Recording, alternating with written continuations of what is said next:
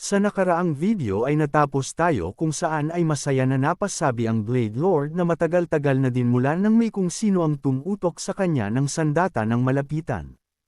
Kaya naman sa isang pagkumpas ng kamay nito, mabilis na nahati ang isang master ng Murem Alliance, na labis naman na ikinabigla ng pinuno ng Murem Alliance na si Lee Mok. Sa lakas naman ng kapangyarihang taglay ng Blade Lord ay nagawang tumagos ng ginawa nito sa likod ng master ng Murem Alliance na kanyang inatake upang madamay ang iba pa, at labis na nabahala doon ang pinuno ng Murem Alliance na si Lee Mok.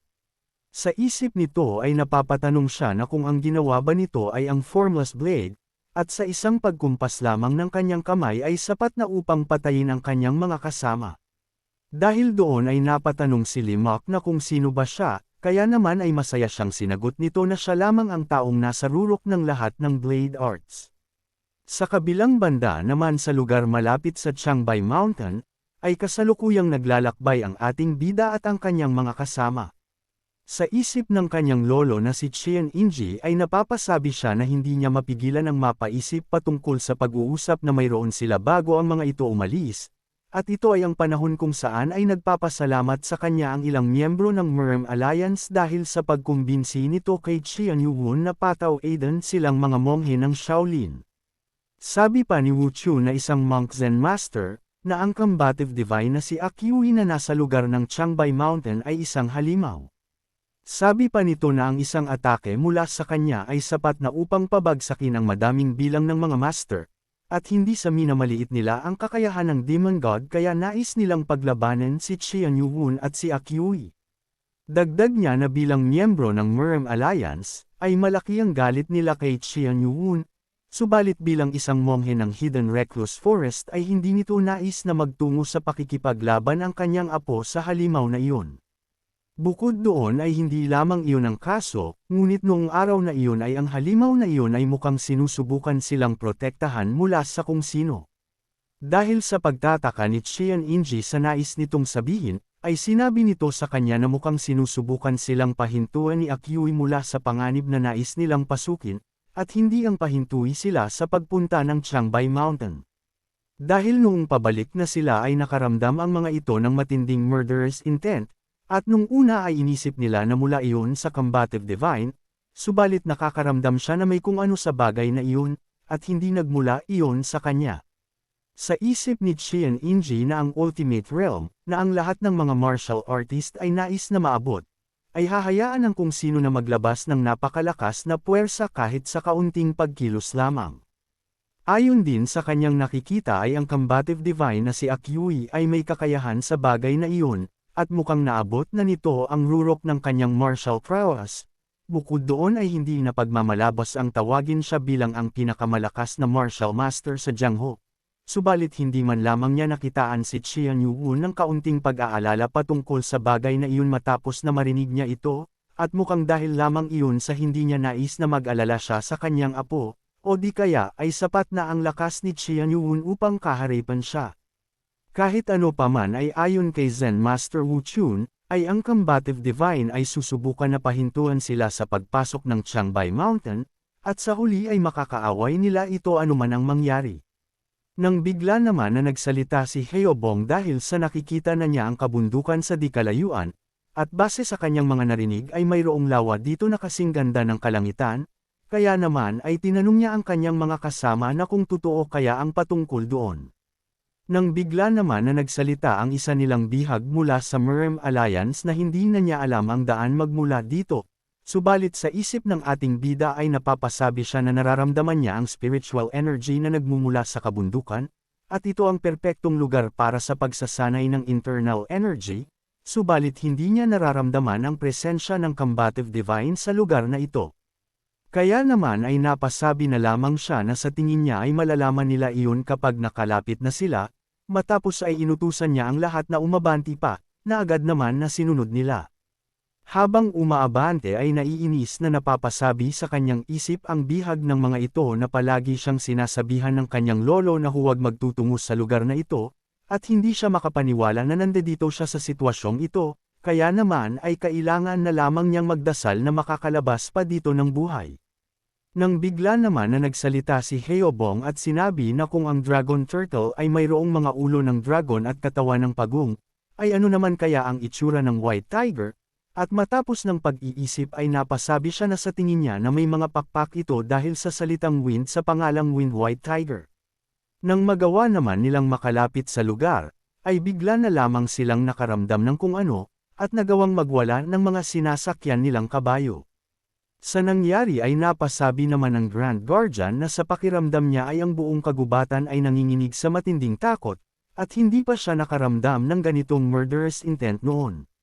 Napasabi din si Moon Gyu na ang bloodlust na nararamdaman nilang ito ay sapat na upang mahigop ang buong lugar, at ang mga taong walang kasanayan sa martial arts ay mapaparalyze sa matinding takot.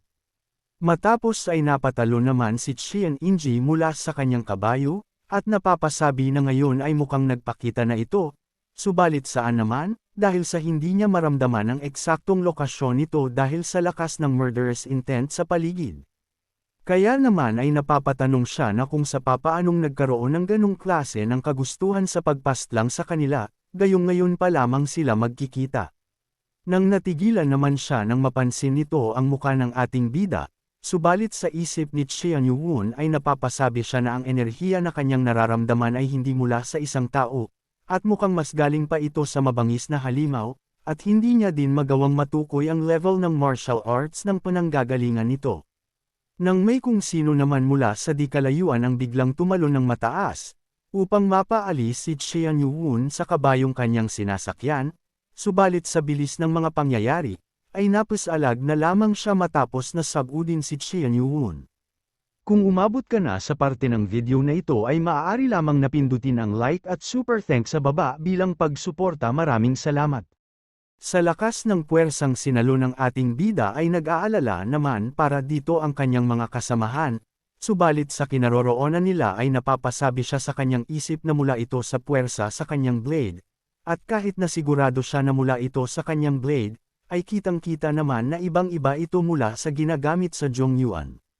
Sabi pa niya na ang lakas nito ay hindi din basta-basta, at kung pag-uusapan ay ang tanging lakas lamang, ay nakakatiyak siya na kapantay lamang niya ito. Habang nagaganap ito ay masaya naman na napapasabi ang umatake sa ating bida na mukhang buenas siya ngayon, dahil sa may saysay ang pagkilos niya ng mabilis kumpara sa kung sino na walang kwenta.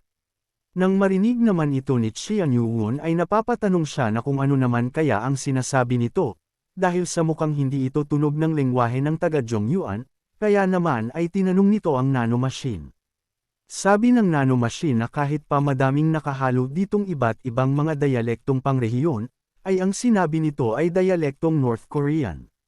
Dahil doon ay nagtaka naman ang ating bida, kaya naman ay sinabi ng nanomachine na ang lengguwaheng iyon ay mula sa silangang bahagi ng Zhongyuan, kaya naman ay inutusan nito ang nanomachine na ay translate nito ang kanyang sinasabi, at ayon dito ay sinasabi niya na kailangan niyang mapastlang silang lahat dito bago pa dumating ang taong inaasahan niyang makatapat. Nang napahinto naman ang umatake sa ating bida nang tanungin siya nito gamit ang kanyang lengguwahe na kung siya ba ang combative divine na si Akyui. Sa nangyari ay itinulak nila ang isa't isa upang dumstansya, at mapatanong na kung mula ba si Qian Yuwon sa Goryo. Napasabi naman ang ating bida sa kanyang isip na ang Goryo na sinasabi nito ay ang nasyon na nabanggit sa kanya ng nanomachine, subalit bigla naman na nagsalita ito at sinabihan ang ating bida na sa tingin niya na ang kung sino na nagmula sa Goryo ay hindi na naisin na akyatan ang bundok na ito mula pa sa Hilaga.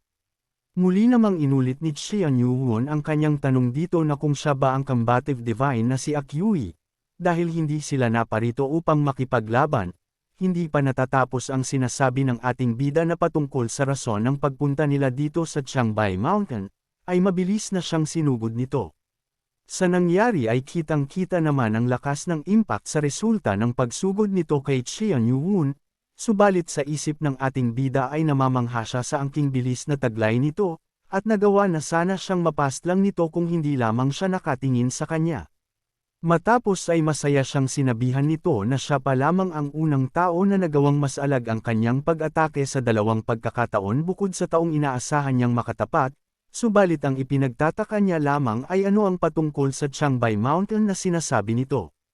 Matapos naman na mapatalsik ni Qian Yuun mula sa pag-atake nito sa kanya, ay napapatanong siya na kung ano naman kaya ang tumama sa kanya, at kung iyon ba ay isang reflective power chi.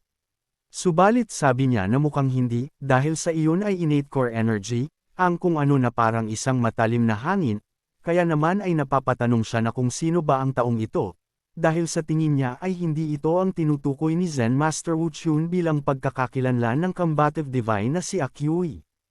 Nang nagsalita naman ito at sinabihan sila na mukhang may hindi sila naiintindihan na sa kung ano, kaya naman kung sakaling makasalubong ng hukbo ng ating bida ang kanyang mga kasamahan sa impyerno ay may nais siyang ipasabi sa mga ito.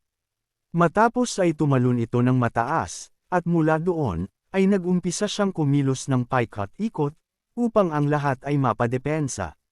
Sa nangyari ay nagulat naman sa kanyang nakita si Qian Yuun, dahil sa gumawa ito ng malaking bagso ng buhawi, at sinabihan sila na ang lugar na ito ay ang Baekdo Mountain, at hindi Changbei Mountain. Kung nais mo na masubaybayan ang mainit-init na kabanata, ay open lang ang notification bell pagkatapos mo na mag-subscribe.